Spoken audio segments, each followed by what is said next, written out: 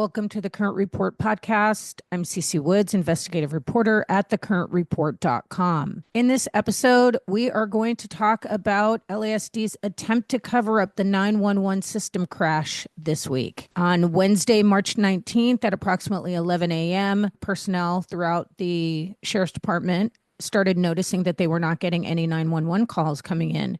So they attempted to investigate and found out that the 911 system was down. A few hours later, I started getting phone calls from my sources that the 911 system was down, and I reached out to other sources to confirm. He thought I was getting bad intel because they have a daily operations log, and the 911 system failure was not on the log.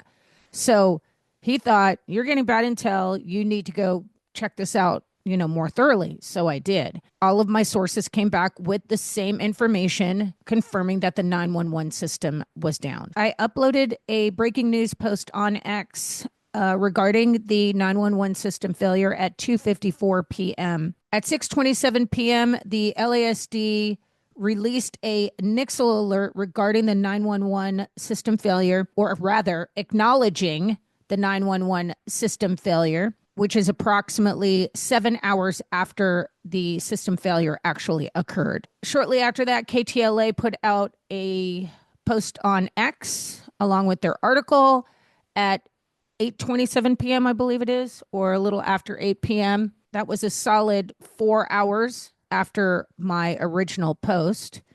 And LASD's Nixle alert was a good 7 hours after the 911 system failed. So I can pretty much guarantee that had I not put out the original post, this would have gone unnoticed. It would have been pushed under the rug.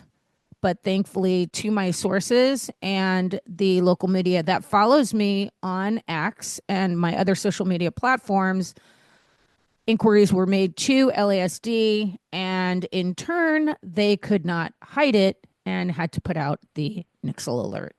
It is important to note that I did search for other coverage of this 911 system failure at LASD, and other than myself, who broke the story, and KTLA that released a story shortly after the Nixle alert, no other media has covered this 911 system crash. Now, this is not the first communication system failure that LASD has had. On January 1st, in the wee hours of the morning, I broke another story, and that was the CAD system failure. After I put out my tweet in depth with information and followed it up with additional information about the CAD system failure, which basically left patrol deputies, quote, dead in the water. The CAD system failure was picked up by local media, and now here we are. Yet another cover-up